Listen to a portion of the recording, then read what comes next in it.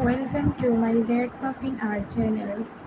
Hello everyone, today I will walk you through the process of trying a simple pen and pencil holder. Start with the base shape, draw a rectangle or a cylinder.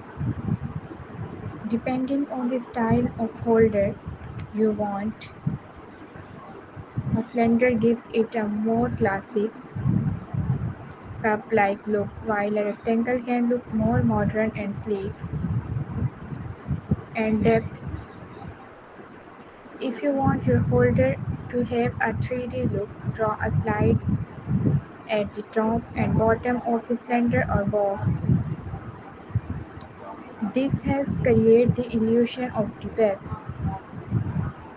For a cylinder, draw an oval at the top, making sure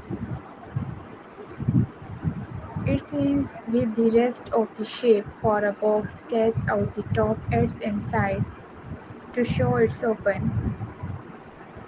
Add detail like designs or patterns on the body of the holder, such as strips, a logo, a simple texture to give it character. Now sketch a few pencils and pens coming out the holder. Start with thin straight lines of the body. Thanks for